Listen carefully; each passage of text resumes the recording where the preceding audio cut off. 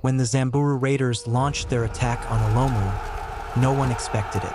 It all seemed like a normal evening in the kingdom.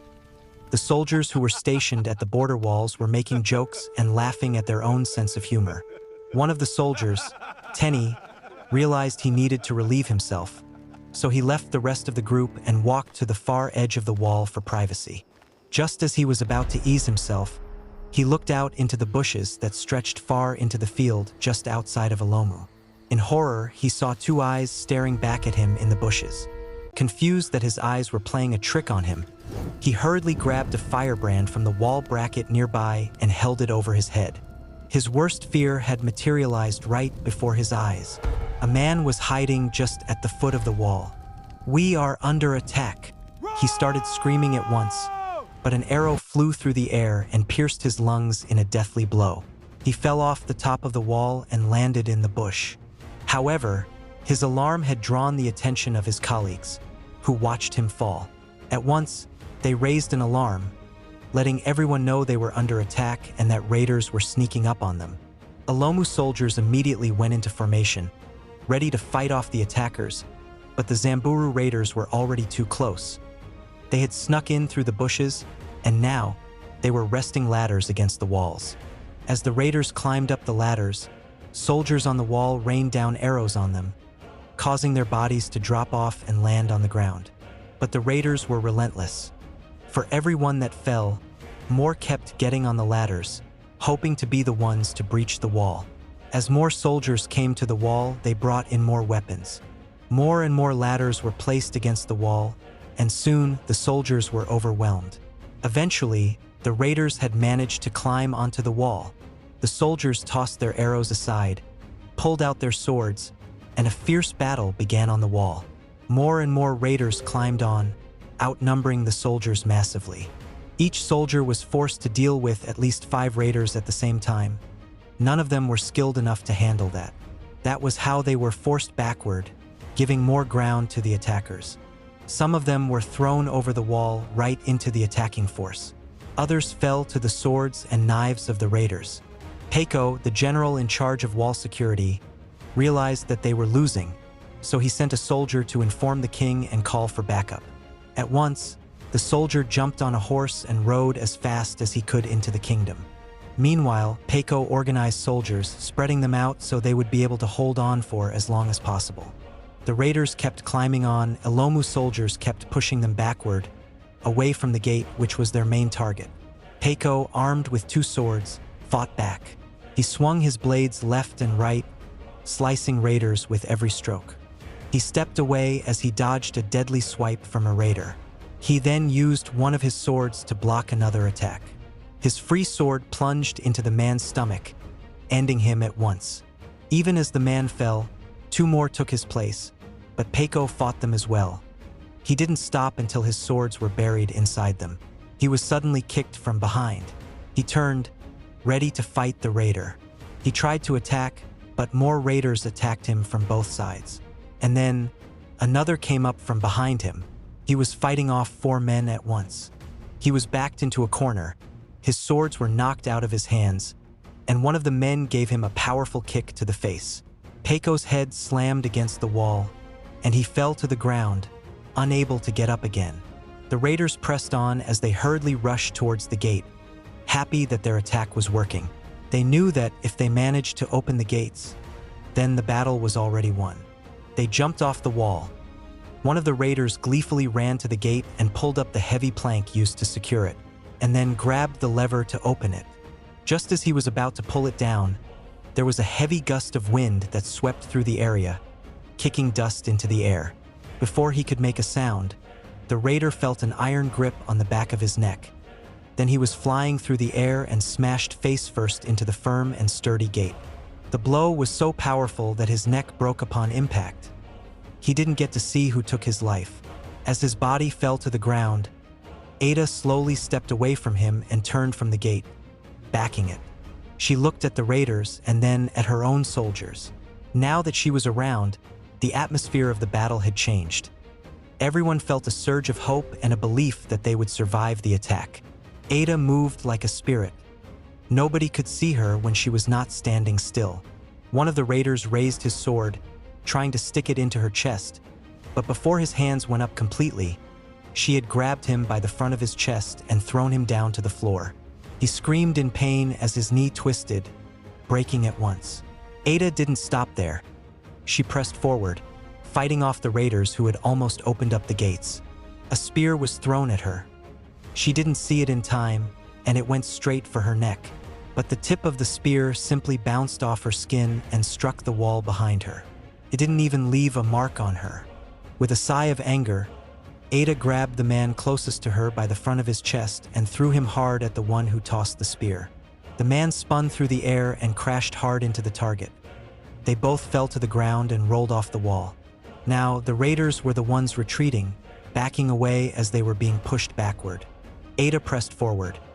Their weapons did not affect her, and when she punched them, she made sure that they went over the wall so that her soldiers could finish them off. The raiders could see now that their plans had failed, so they turned and ran off. But Ada was just as relentless as they had been. She picked up a barrel of oil and threw it at the running men. It took down 7 of them in one go. Next, she grabbed an abandoned spear and tossed it. It flew through 3 men, ending them on the spot before it was buried deeply into the wall. The raiders that were left were jumping off the wall and onto their ladders, running to safety. Ada simply went to each ladder and pushed them off the wall, with the men still on them. The ladders fell backward, and all of them fell hard on the ground. That way, she made sure that every raider who had dared to set foot into Alomu didn't make it out alive.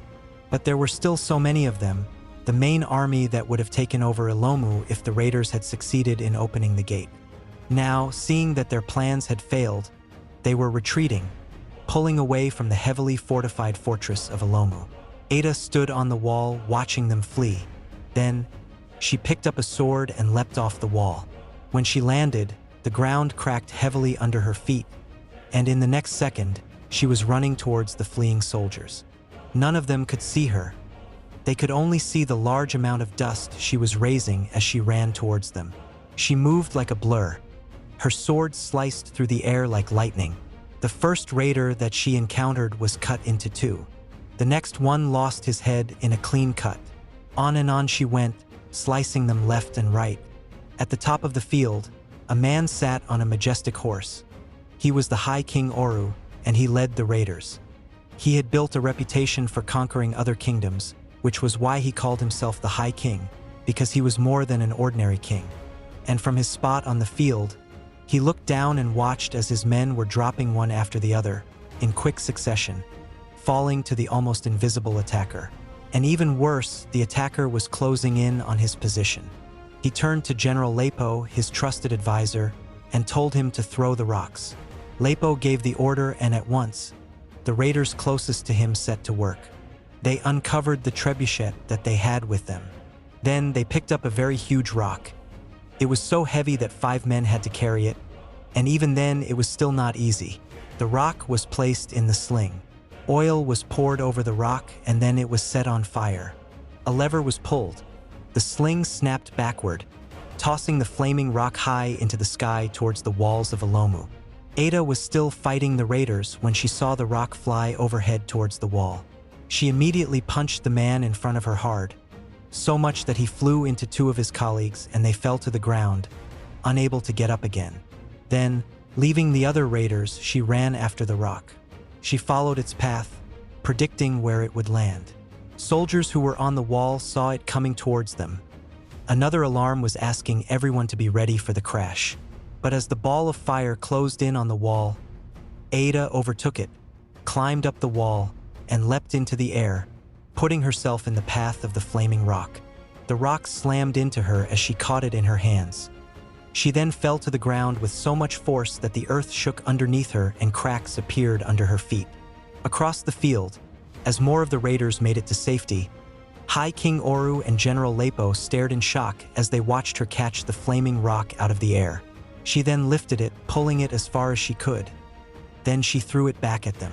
The rock flew through the sky, faster than it did when the trebuchet launched it. High King Oru ordered them all to get out of the way, but they were too slow. The rock crashed into the trebuchet, destroying it upon impact. As the High King sat on his horse, he stared at Ada where she stood, staring at him in defiance. Slowly, the dust around her settled, and she could see more clearly. She then realized who he was, and she recognized him. She felt a sharp pain in her chest as flashes of memory burned through her brain. Up ahead, High King Oru ordered his men to return to Zamburu. They needed a new plan of attack. And even more importantly, he and General Lepo had recognized Ada as well. As they all rode off in defeat, Ada fell to her knees, clutching her head in severe pain as tears burned through her eyes. Her brain felt like it was on fire and her blood was boiling inside her skin. Oru's face was flashing through her mind, then Lepo's face, over and over again. Suddenly, she fell to the ground, wondering why those two men had looked so familiar to her. Then, she fell unconscious. When she woke up, it was already nighttime. She was in her room in the palace, being tended to by her maids.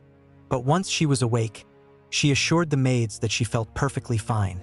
So she got up and went to the throne room to talk to her father, King Ochib. He was planning a strategy to face their upcoming battles.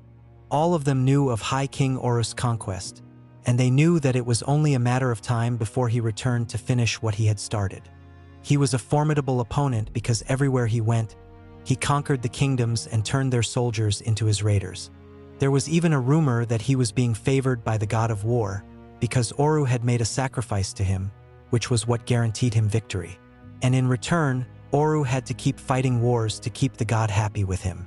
There was no proof of this, but it's what the people of Ilomu believed. Ada took her father aside and told him everything that happened, even how she was able to recognize Oru and Lepo even though she had never seen them before. When she tried to think of them again, she felt an immense pain and sadness take over her. Ochib told her not to worry about it and instead focus on protecting the people of Ilomu, which was her duty as a princess. But Ada wasn't satisfied. She knew that there was something that connected her to Oru and Lepo, and she was certain that if she knew what it was, she would be able to stop him more permanently. However, her father was not interested in finding that out with her, so she had to do it on her own. The next day, while the soldiers were rebuilding the walls, Princess Ada went in search of Mbize. He was a former soldier and close friend of her father. Mbize had always boasted to Ada that as a baby, he carried her on his shoulders around Alomu, which was why she knew it so well as an adult. Ada trusted him with all her heart, and she knew that she could trust him now, because if anyone could help her find the truth, it was Mbize. She told him everything that happened, and she wanted to know what he thought of it.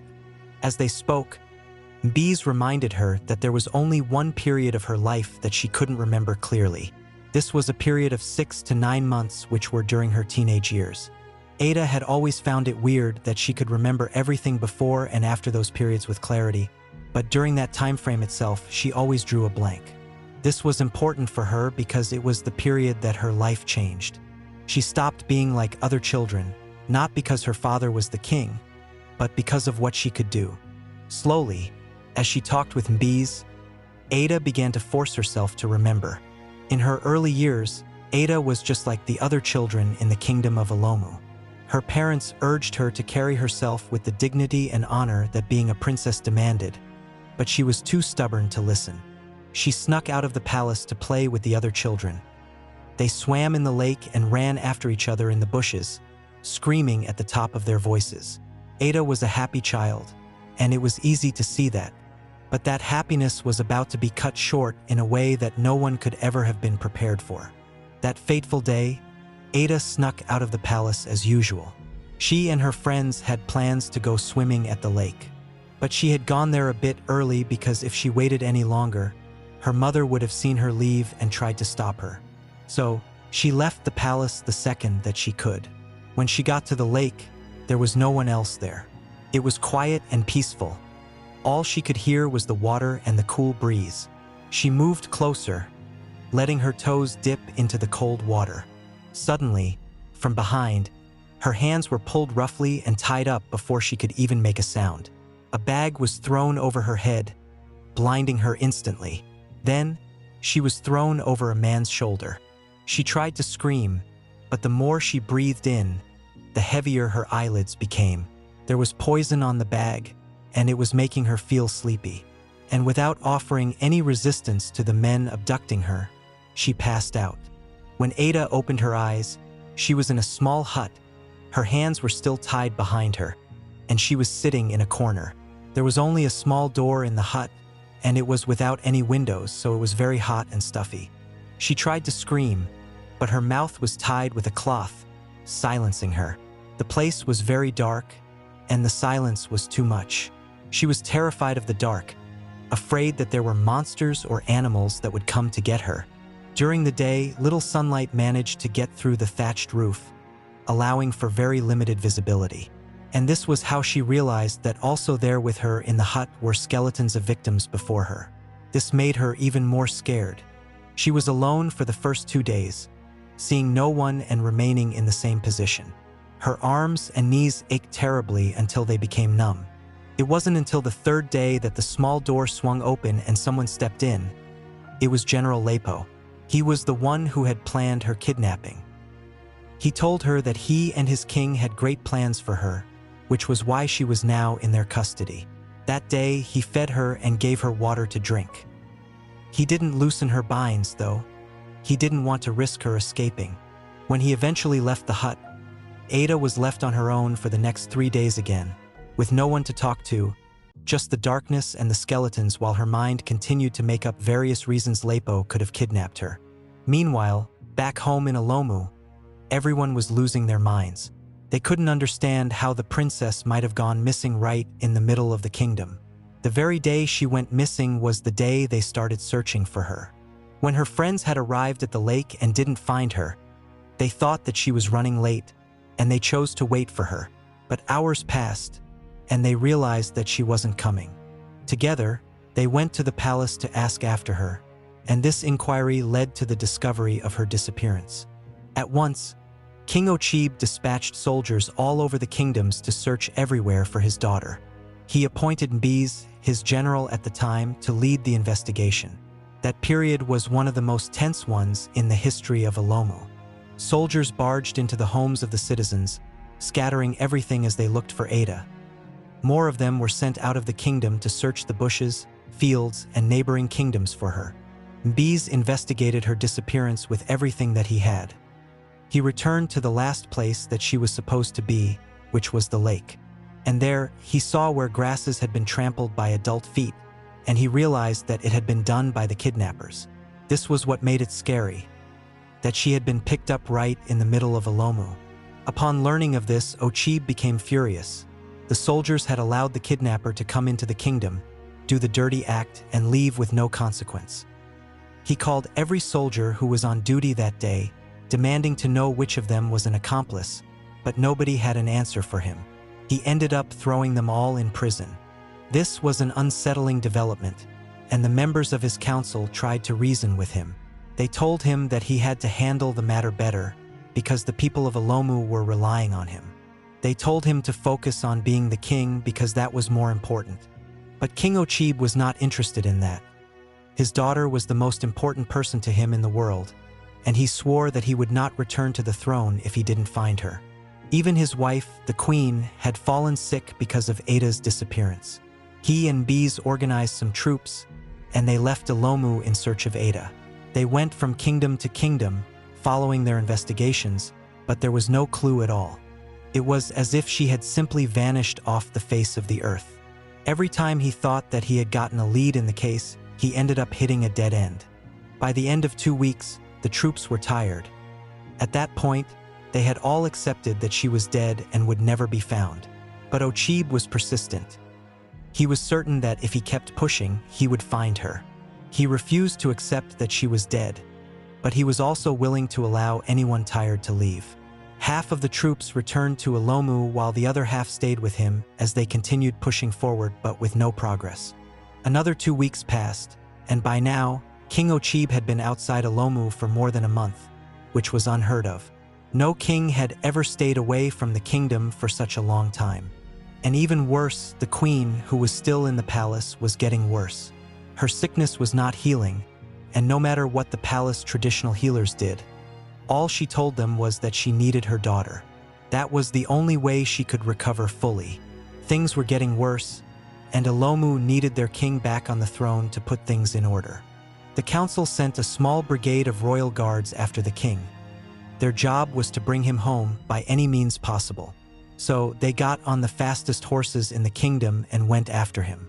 By the time they caught up with him, Ochib had been searching for his daughter for almost 40 days.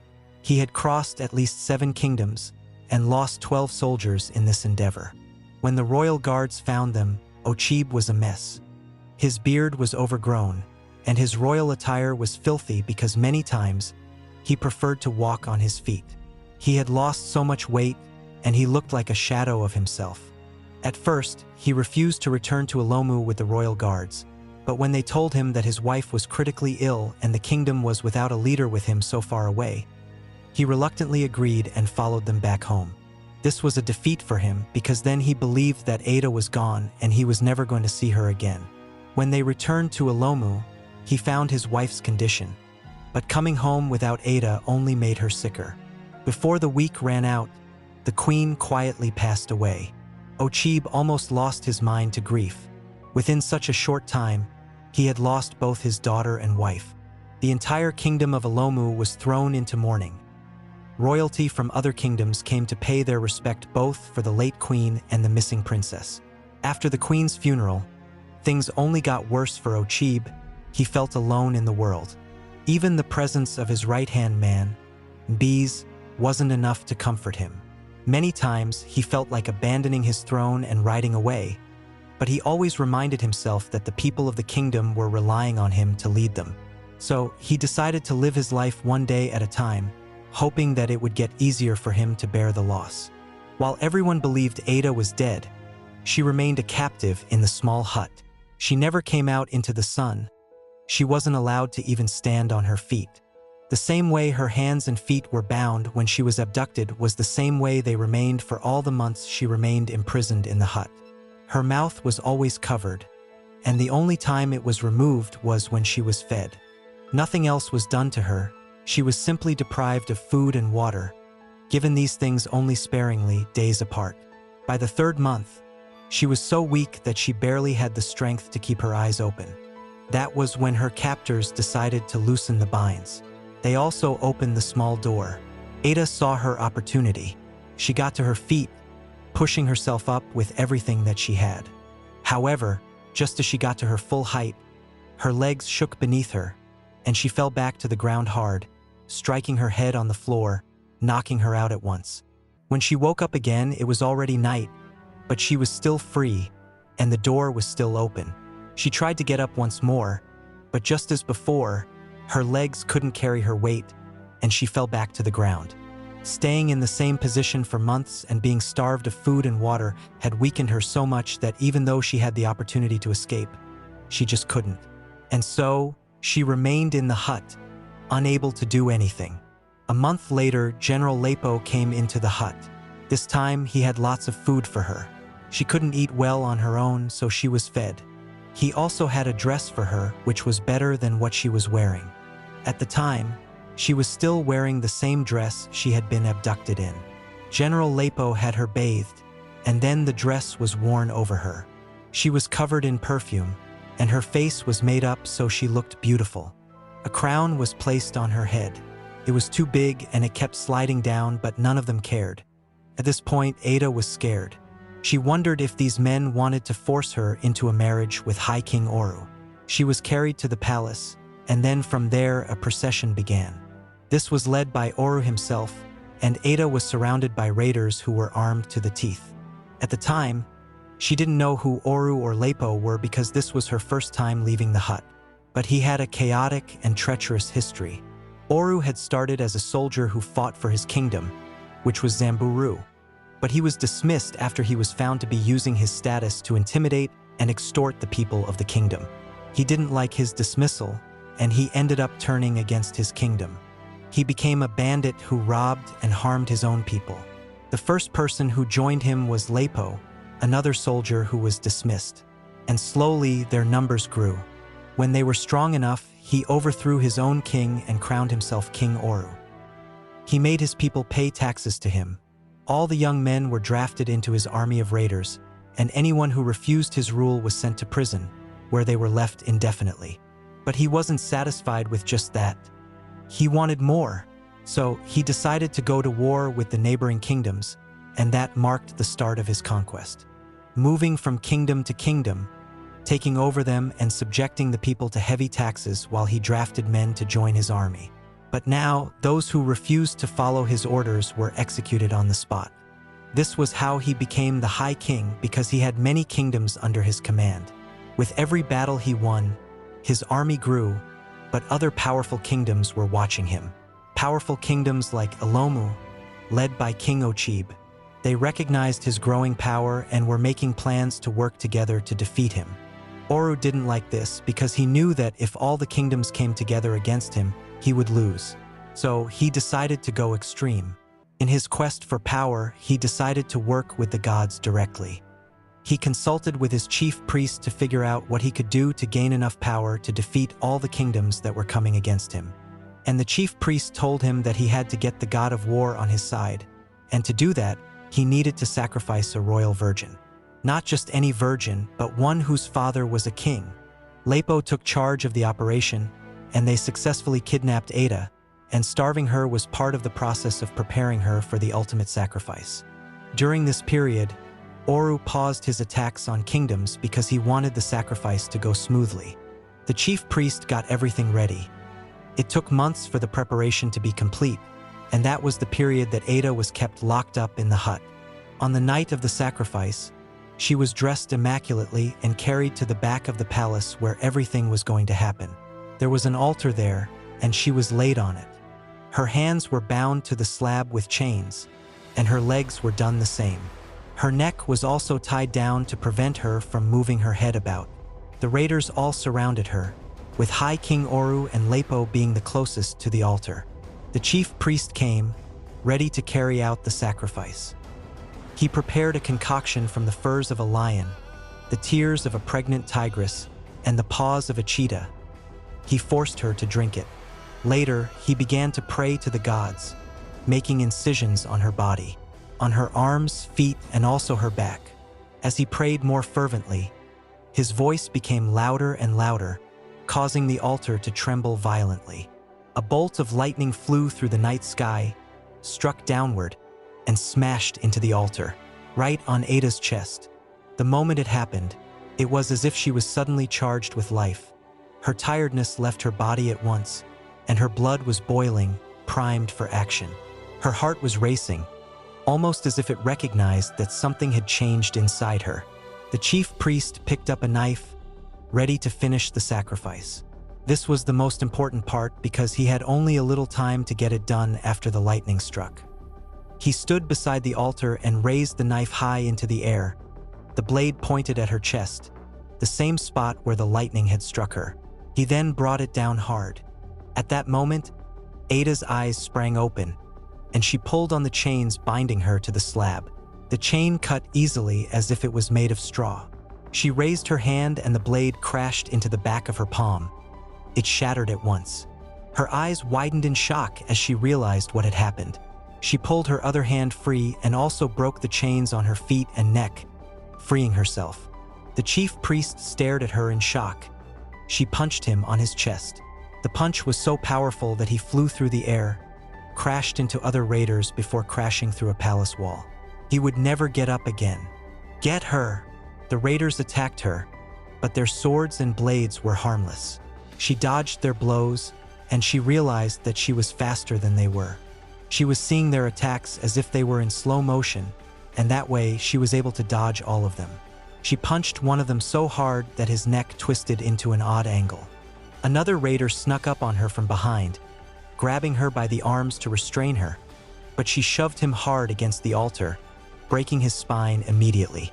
Almost at once, it became clear to High King Oru and Lepo that by not finishing the sacrifice, they had turned Ada into something else. They immediately began to run, leaving their men behind as they fled for their lives. In a fit of rage, Ada tried to go after them, but there were just so many soldiers around her. She was using one punch each to punch every single one of them, making sure that none of them ever got up again. But the more she fought them off, the more they came. By the time it was over, all the raiders were at her feet, in one form of bodily harm or the other. They would never be able to fight ever again. But also, they had bought just enough time for Oru and Lepo to escape. Ada eventually left the palace. She then realized that she wasn't in Zamburu. She was in one of the kingdoms conquered by Oru. Then, eager to get back home, she ran as fast as she could back to Ilomu.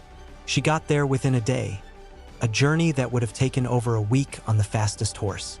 She was running so fast that even when she saw the gates of her kingdom, she couldn't stop herself. She kept running until she crashed into the gates, destroying them at once. She then tripped and fell hard, tumbling across the floor until she crashed into a hut, turning it into rubble. Then she passed out. She didn't wake up for 3 days, and when she did, she had no recollection of the horrors that she had gone through. Her last memory was playing in the lake, and then waking up in the palace but finding out that so many things had changed. Like her mother was no more, and her father had aged far beyond his years. King Ochib was just happy that his daughter was home, even though she was remarkably different. His only regret was that his wife didn't live long enough to see her come back home. Over the years, Ada grew into a fine young woman, and while she was the heir to the throne of Alomu, she didn't shy away from war. She was always at the center when they were attacked, and every single time, she made the attackers pay dearly with their lives. With her in the kingdom, Ilomu became one of the most protected places in the area. Nobody heard from High King Oru again. Everyone thought he had gone into hiding. He wasn't in Zamburu or in any of his conquered kingdoms. And Ada lived without the memory of what happened to her during those months in captivity. Until the raiders returned, snuck close to the walls of the kingdom, and tried to breach the gates. Seeing High King Oru and General Lepo once again in the flesh brought back the painful memory. Finally, she remembered everything. Ada left Mbi's home and returned to the palace where King Ochib was still planning for the return of High King Oru. Ever since her escape from the evil king, he had remained in hiding, and the first kingdom he dared to attack when he returned was Alomu, the very place that Ada lived in. She told Ochib that the attack wasn't just a random conquest for Oru. He was there for revenge because when she escaped, she had destroyed his entire army and sent him running. Took him years to recover, and now he was here to take his revenge on her. Mbi's agreed with this and suggested that they neutralize the threat before he amassed a lot of power. The only way to secure a definite victory was for Ilomu to go after them. Ochib agreed with this. He wanted to send some soldiers with her, but Ada refused them. They were only going to slow her down, and she wanted to finish it up and return home as quickly as she could. So the next morning, armed only with her sword, Ada left the kingdom. She began to follow the tracks that the fleeing soldiers had left behind. They had fled with no form of restraint or control, terrified for their lives, and that made tracking them down only easier for Ada. She walked briskly, closing in on her target. And soon she got to a cliff edge and she finally found the raiders. There were tents scattered all over the place, arranged in a straight line. She nodded as she saw them. With them all in one place, it would be easy for her to defeat them. Just then, one of the raiders saw her and raised an alarm, drawing the attention of the others. With screams, they charged at her. Ada pulled out her sword and braced for the battle. She swung her sword at the first man that came her way. The blade swept through the air and crashed into the raider's sword, breaking it into 2 pieces at once. She then plunged her blade into his chest. She grabbed the broken sword before it fell to the floor and threw it at another raider with so much force that he was lifted into the air and knocked off the cliff. More of the raiders came after her. As she fought them off, she kept her eyes wide open for High King Oru and General Lepo, but none of them emerged. She moved like a blur. None of the raiders could stop her. They fell to her blade, one after the other. One of them snuck up behind her with a spear and struck her in the neck. The tip of the spear broke at once. She turned and grabbed him by the front of his chest before she flung him away. He flew through the air and then crashed into one of the tents arranged there. As he fell through it, his weight pulled the entire cover down, and Ada froze up as she realized that the tent had been covering a trebuchet. Raiders went to the other tents and pulled them down, revealing more trebuchets that had been arranged in a single file, more than 20 of them. And they were all pointed at her. Ada found this disconcerting.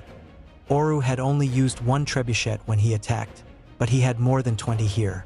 And they were all primed specifically for her. She had unknowingly walked into an ambush.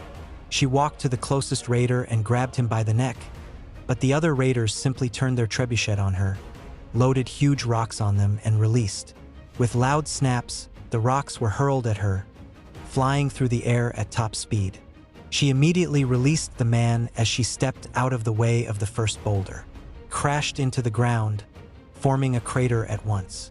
She dodged the second one as well. It sailed past her and off the cliff. She caught the third rock in her hand, but it pushed her backward towards the edge of the cliff. More rocks were loaded and thrown at her. There were so many of them coming at her at the same time. One struck her in the head, another hit her in the stomach, causing her to fly through the air. She tried to get back to her feet, but another rock struck her in the knee, and a final one hit her hard in the chest. By this time, she was on the edge of the cliff, and the final blow knocked her off and sent her airborne.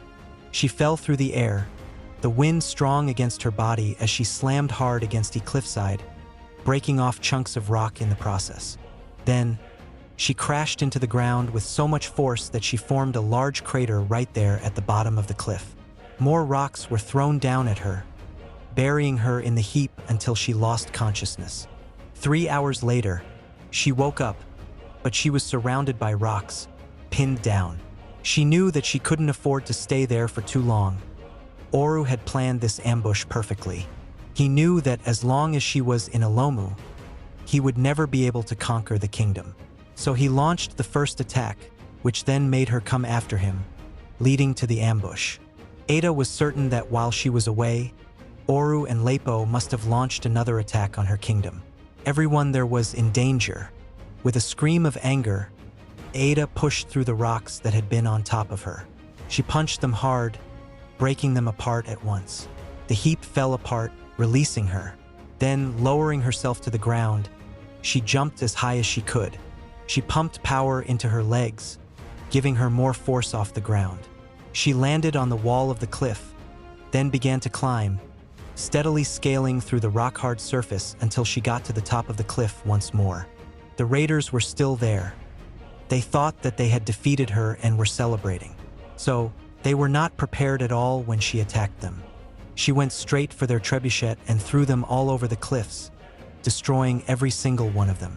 She picked up her sword and used it to fight them off, plunging the blade into them and dropping them. Eventually, the raiders were running. Some of them chose to leap off the cliff edge to avoid facing her. Every other person that tried to outrun her fell to her blade. She grabbed one by the back of his neck and flung him into a tree. He didn't get up after that. Once she was done with them, she began to run home. She moved like a blur, raising dust and sand as she picked up speed. The wind was beating against her face, but she didn't slow down. She could see clearly. She chose to go through a shortcut. She turned into a forest, zipping through the trees and eventually coming out into the neighboring kingdom. From there, she saw that she was too late. Plumes of smoke were already rising out of Ilomu.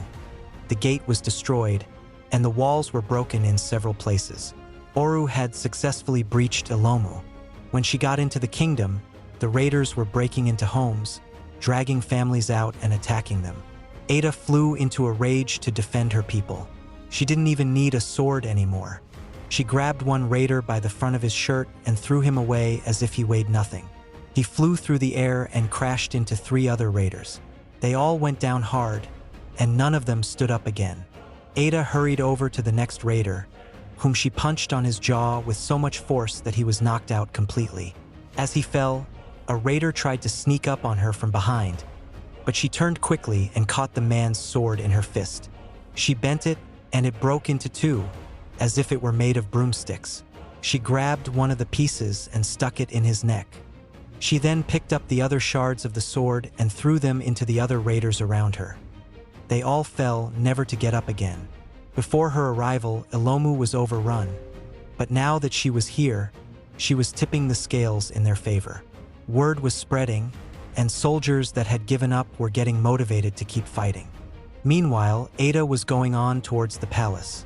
The only person she wanted to see at the moment was her father. There were more raiders in her path, but she was able to slide past them. She finally pulled out her sword, slicing them as she made her way through.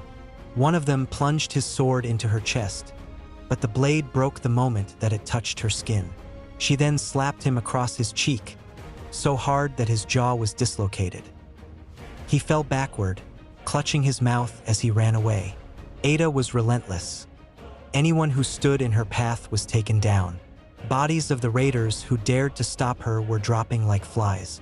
Soon, she got to the palace, and sure enough, High King Oru and General Lepo were there. King Ochib was also there, along with Mbiz. Ilomu soldiers lay dead around the palace. Oru had managed to conquer the palace. The second she got there, the raiders came at her. She dodged the blow from a machete, grabbed the raider by the cloth, and slammed him hard against the pillar. He fell to the floor at once. Another one came at her wielding a big axe. She caught the axe in the air, pulled it from his grasp, and used the tail end to strike him across the face so that he was flung across the palace. She then lifted the axe into the air and threw it. It rolled through the air and hit one raider, pinning him securely to the wall. General Lepo pulled out his sword and launched himself at Ada, but she weaved his attack. As she fought him, all she could think of was that he was the one who had kidnapped her all those years ago. He was also the one who starved her and left her in the dark hut with nothing but the binds on her hands and feet. When he raised his sword high above his head, she didn't try to dodge it. She let it land, knowing that the blade would shatter. She then grabbed him by his head and, with all her strength, shoved it into the wall.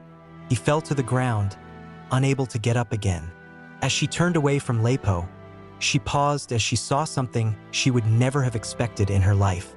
Her father, King Ochib, was being held at knife point by none other than Mbiz, his trusted friend, the same person that Ada trusted as well. The man who had carried her across his shoulder from one end of Alomu to the other. He was working for Oru. She couldn't believe it, but the more she considered it, the more it made sense. He was a soldier at the time of the kidnap. He was the one who allowed Lepo to sneak into the kingdom and kidnap her. He had followed Ochib on the mission to find her, and all he did was sabotage the grieving father's efforts and make sure they never found Ada. All this time, Oru had a spy inside the kingdom. Ada asked Mbiz why he would betray them like that, but he told her that Oru had promised that once Alomu was captured, he would be the one to lead the kingdom. If everything had gone as planned, he would have taken over years ago when she was captured. But Ada escaped and Oru went into hiding, so he kept pretending. However, Oru returned to him years later and told him that they had to get Ilomu back. As he spoke, Oru agreed with him. The High King said that they were not there for revenge. They were there for her because they had to finish the sacrifice they started. They created her, and as such, she belonged to them. It turned out that Mbiz was the one who planned out the hit. The ploy to trick Ada by having her go to the cliff was also planned by him. He knew who she was and used that against her. Happy with how things were going, Oru told Ada to surrender and fight for him instead. If she wanted her father to live, then she must obey him. As Ada stared at him, she felt fury burn inside her. These were the men responsible for everything that happened to her and her family. Because of them, her mother died before her time. She wasn't going to give in to their demands at all. She dropped to the ground, picked up Lepo's broken sword, and threw it at Mbiz. The sword flew through the air and slid into his chest, throwing him against the wall where he was pinned securely. He struggled for less than a minute before he eventually went limp. Oru tried to attack her, but she grabbed him by the neck and slammed him against the pillar. He didn't even put up a worthy fight as he fell to the floor. The great terror of the kingdoms was no more. With him dead, the other raiders immediately surrendered their arms. Everyone who was still alive was thrown into prisons. Ada was happy that her father had survived, but she was deeply saddened that the man she trusted all through her life was the one who betrayed her family and put her through the horrors she went through. He had helped her recover her memory because that had only been part of the plan to get her to the cliff. Slowly, Ilomu tried to recover from the effects of the war. The walls were rebuilt, and the huts that were destroyed were also rebuilt. They remained a formidable kingdom that no one could dare touch, especially with Ada leading them. All in all, she was glad that the threat of Oru was gone and she no longer had to worry about the next time he would attack. Life in Alomu would return to normal. Today the world knows Supergirl as one of the most powerful heroes ever imagined. A woman no blade can cut, who catches what falls from the sky, who moves faster than the eye can follow, and who stands between the innocent and every force that would destroy them. The world calls it fiction. But long before that story was ever drawn on a page, Africa already knew the truth of it.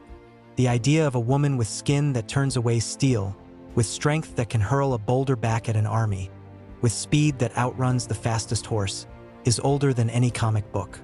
It lived in the oldest legends of the continent, in the tales of women who were broken by the world and rose from it as something the world could no longer break.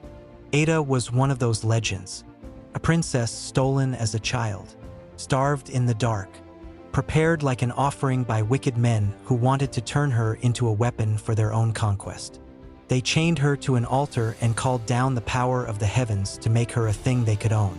But the ritual was never finished, and instead of a weapon they could command, they created a woman who could not be commanded by anyone. The lightning meant to enslave her set her free. The power meant to serve their conquest became the shield of the very people they wanted to destroy. She forgot what they did to her for years. She lived, she grew, she guarded her kingdom without even knowing why she was so unbreakable. And when the men who stole her childhood finally returned, when she remembered every cruelty, every chain, every day in the dark, she did not become the monster they tried to make her. She became their reckoning. She wore no cape from a distant world. She fell from no star.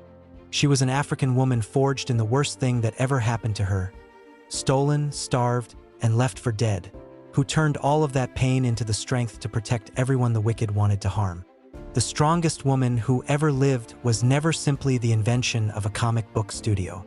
The blueprint was drawn in the ancient kingdoms of Africa, in the legends of women who survived the unsurvivable and came back unbreakable. Ada's story was almost lost to time, buried under the same darkness that once tried to bury her. But some legends refused to stay buried. This was hers, and now you know where the legend of the strongest woman who ever lived truly began.